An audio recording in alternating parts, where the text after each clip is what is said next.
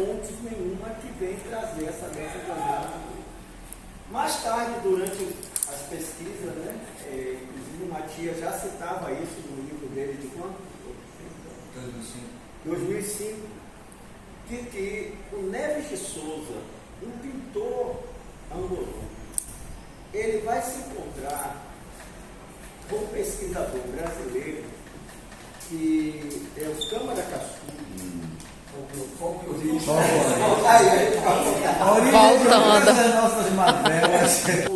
Ele vai fazer, ele estava pesquisando sobre as comidas do Brasil, né, que depois vai surgir aquele livro Mande no Brasil. E aí, durante esse processo dele, ele vai para Luanda. Chegando em Luanda, ele se hospeda no hotel, encontra um quadro muito bonito pintado por esse Neves de Souza, e ele se interessa porque tinha muita semelhança com as coisas que ele via no Brasil. E ele já vinha fazendo essa conexão entre África e Brasil. E aí, Neves de Souza se encontra com ele, eles começam a trocar informação, e há uma série de troca de cartas entre Neves de Souza e Câmara Cascudo. A gente teve acesso a essas cartas. E aí a gente vai desmistificando a questão do mito do mundo. E é sobre isso que a gente vai falar. Essa é a...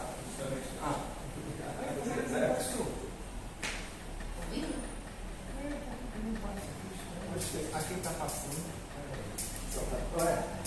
Passou? Não. Como é que é isso aqui?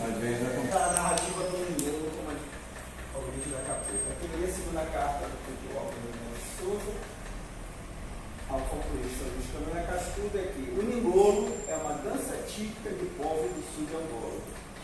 O torneio de Ningolo acontece nas festas, como as festas da puberdade das meninas. Começa com uma luta de mão aberta, seguido da campula. Depois o Ningolo, quem ganha tem prioridade na escolha de uma das moças que nesse ano passam a condição de mulher. Essa era a narrativa que o Neves de Souza passou para a Câmara Cascudo. A gente vai falar um pouco depois sobre isso, não? Na cidade de Benguela, usa os passos do Ningolo como arma. Depois pegou para Luanda, ou teria se transformado em Massura. Presta atenção. Uma coisa que a gente tem que entender é que, primeiro, Neves de Souza não era antropologista. O estudo dele era feito sobre desenho, ele era um desenhista. Ele fazia algumas anotações, né, sobre o corpo. Mas o segundo, e aí foi o Matias que descobriu, é de que quando ele passou essa informação para o Câmara Cascudo, ele não estava com as suas anotações originais. Ou seja, o que ele conseguia lembrar. Isso, inclusive, é falado numa das cartas que ele manda, né? Então, assim, o Câmara Cascudo, ele está naquele processo de fazer o livro dele, né, Folclore do Brasil. Ele pega essas informações e coloca diretamente no livro, né? De 67. Essa carta é de 64.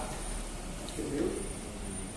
E aí tem uma questão interessante, porque basicamente o que ele fez, o que a gente chamaria hoje de copiar colou, né? Ele pegou o que o Neves de Souza mandou para ele e colocou diretamente, sem se fazer um estudo mais aprofundado do que seria realmente, né?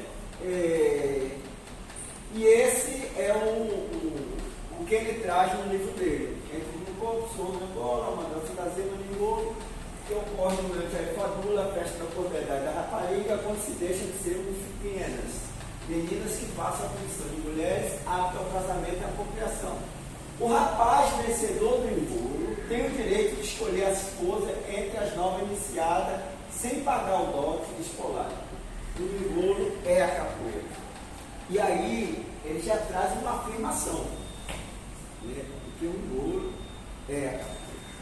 Durante muitos anos, eu faço parte dessa geração, a gente tinha isso como uma verdade.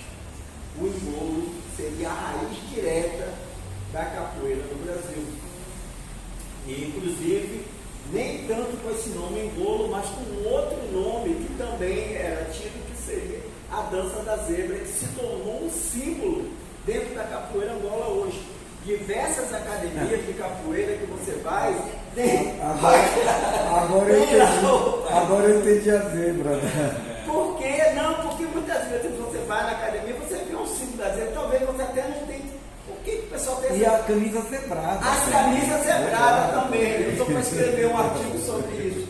Então, assim, a zebra se tornou. Mas o que nós discutimos é de que isso talvez seja uma tentativa de fazer uma ligação da africanidade direta, porque a zebra é um símbolo africano.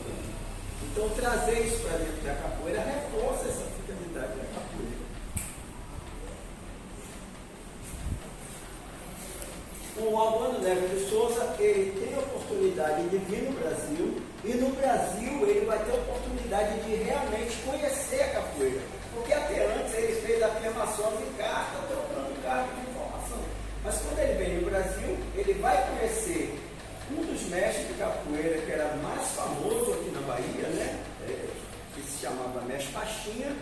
Ele também tem a oportunidade de visitar uma outra academia de um outro mestre famoso, que era o mestre Bimba. Ele é angolano. Ele é angolano. Português. Ele é português. Migrado Não, o pai dele era administrador colonial. E aí ele vai pequeno para Angola, se apaixona pela cultura angolana. É filho do né? administrador. E ele se sente angolano. Né? Mas na verdade ele é português. Né? E aí o que ele vai fazer? Ele vai trazer uma descrição, e aí é que aparece o Ningolo como a dança da zebra. Ele vai trazer agora uma descrição da zebra. E aí vai falar que é a possível origem da dança que é a capoeira, porque ele já tinha vindo aqui no Brasil, inclusive ele chegou a pintar a academia e o rosto do mestre Pachinha, faz algumas comparações entre o mestre Pachinha, né, e o Quimbanda, né? Então ele assim, ele tenta, o livro dele é da minha África e do Brasil que eu vi. Então é fazer essas questões transatlânticas. Gente, desculpa, ele é um filho de administrador colonial da minha África, é um pouco demais, né?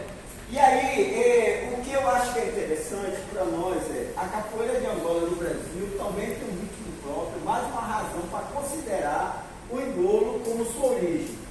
Engolo quer dizer a zebra. De um certo modo, a dança tem o ritmo de salto e luta desse animal, e o golpe, a mão no chão, o coice da zebra. Então, isso para nós ficou como uma mistura. E foi isso que me levou a ir junto com a tia a tentar descobrir. Realmente tem fundamento o que Câmara Cascudo falou? Tem fundamento o que o Neves de Souza falou? Ou essa questão dessa história da zebra, ou passa de alguma coisa que foi não inventada, mas que foi fomentada durante um período para se dar uma africanidade para a capoeira? Porque estava uma disputa, né, da questão da capoeira como luta brasileira, né, e a questão dessa africanidade. Então, assim, o Ningolo vai reforçar isso. Eu falo um pouco disso na minha tese, esse reforço que o Engolo vai dar, principalmente mais tarde, já na década de 80, quando há uma presença muito grande, assim, não muito grande, mas um início de um renascimento da capoeira Angola no Brasil, né? E vai vir um número muito grande de pessoas já trazendo a questão da dança da zebra. O próximo depois é você. É esse? Ah, é. Então, aí é isso. Aonde é que eu entro nessa história? Eu faço parte, né, desse contexto. Porque a década de 80 ela foi uma década importante para as culturas bantu no Brasil, junto com Valdina Pinto, né? Que vai. Então, a Valdina Pinto frequentava muito o GECAP, né, o grupo de capoeira Angola Pelourinho, com o Mestre Moraes, e a gente vai trazendo essa questão da bantutização, né? De que os bantos foram importantes, né? E aí, com essa questão introdução do engolo, isso trouxe um reforço muito grande, porque o engolo veio de Angola, veio para o Brasil, se tornou a capoeira, e a capoeira, né, é parte dessa ancestralidade angolana. E a gente falava de que quem é que trouxe essa história? Quem trouxe essa história foi o mestre Pastinha, que ouviu do mestre dele, que era um angolano. Só que quando a gente vai pesquisando e vai se aprofundando, a gente vê que a história também tem essas contradições, né? Que é exatamente da onde é que veio essa oralidade. E aí a gente vai fazer nas pesquisas, a gente vai descobrir primeiro, o mestre Pastinha, muito embora ele tenha feito um manuscrito, né? Durante vários anos ele escreve um manuscrito dele, mas em nenhum momento ele faz menção ao engolo. E os manuscritos são todos anteriores a 1963. Quer dizer, o Neves de Souza chegou em 63. Então, quer dizer, ele não menciona. E em 67, naquele depoimento ali, ele coloca em dúvida, né? Que não E essa menção de 67, ele não coloca como uma categórica. Agora, por outro lado, os alunos dele, que são os alunos que tinham maior contato com ele, afirmam categoricamente de que o mestre Pastinha falava de que a capoeira veio da dança brasileira. Eu estou falando isso porque eu tive contato com o mestre João Grande, o mestre João Pequeno, o mestre Moraes é o meu mestre de capoeira, e todos eles afirmam, né, o mestre João Pequeno já faleceu, mas o mestre João Grande até hoje afirma de que o mestre Pastinha falou para ele. E aí ficou essa dúvida, de onde realmente vem essa história. E aí, Matias vai falar a segunda parte agora, de que o que se condiz com aquela parte que Neves de Souza e Câmara Cascudo falam e o que nós vimos quando fomos para Angola durante esse período de viagem. Nós fizemos, foi 5 viagens, né? 4. 4 viagens. Pois é, a primeira 2006, que foi assim, mais exploração, para ver se realmente existia, né, um engolo, essas lutas, e depois a gente fez um projeto maior em 2010, 2011, que foi com uma equipe interdisciplinar. Não vou entrar muito em detalhes aqui, porque acho que a gente não tem tempo, né? Que resultou no filme, principalmente, né, que a gente fez hoje, porque fomos voltamos e mostramos em 2015. Se vocês quiserem, depois a gente pode explicar isso melhor. O que eu queria dizer é que a gente encontrou dois jogos de combate, né, no sudeste de Angola.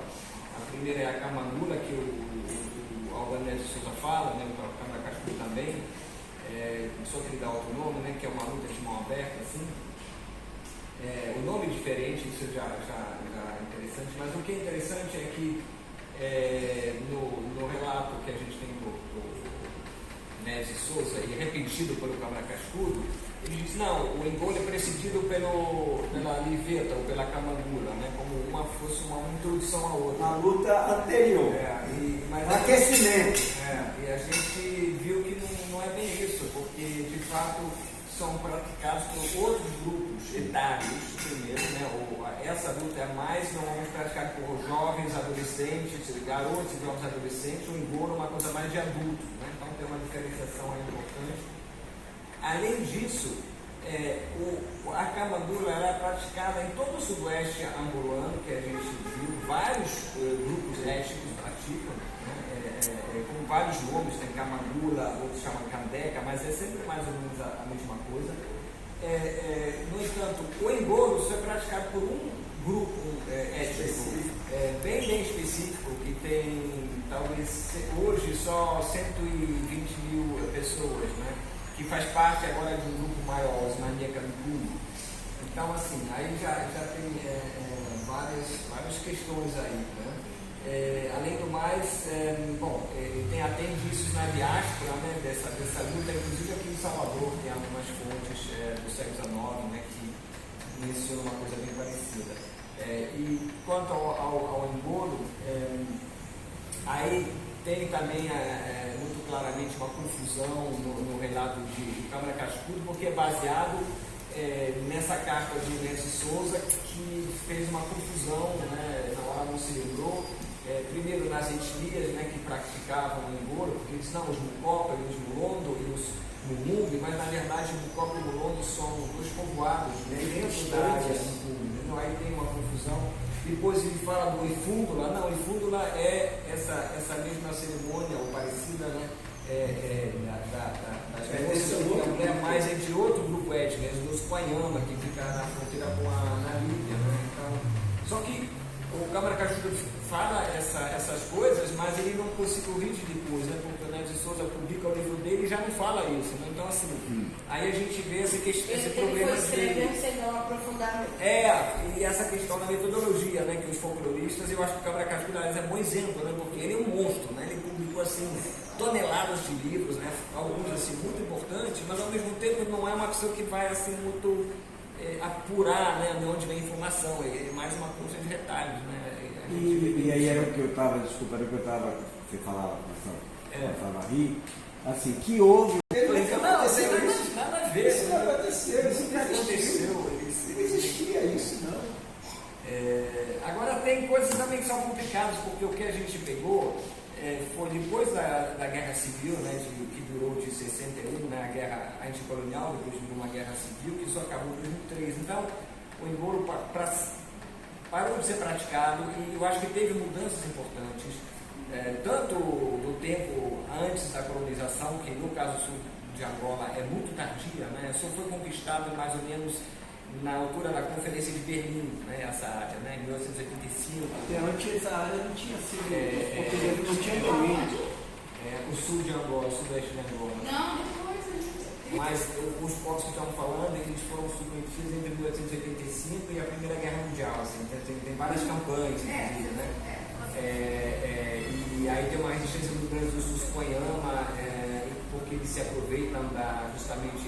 Porque aí a fronteira entre o Império Colonial Português e Alemão, né? Eles se aproveitam justamente disso. Enfim, essa é uma outra história. Agora, o que a gente vê também é que há muitos movimentos que o Nelson pinta, né? Porque realmente ele é um grande pintor, ele pegou os movimentos, mas não eram mais reconhecidos pelos que se lembravam, que ainda praticavam um pouco, na época que a gente for lá. Então aí surgiu um outro debate, porque a gente mostrou essas fotos, né? Os desenhos, né, para os caras, né, que faziam. E alguns não reconheciam. E aí diziam, não, isso não é engoro, isso é capoeira, entendeu? Então assim. Aí dá uma impressão. Aí foi uma coisa muito interessante. Mas claro, a gente tem que também dar esse desconto, né? O que o Neves afirma, a gente não pode, baseado na experiência de 50 anos depois, dizer, não, isso não pode ter existido. Né? A gente tem que dar também conta as mudanças, né? Não, são 70 anos quase, né? Não, a gente foi em 2006, não, são 50 anos já, 50 anos, né? E só para o Neves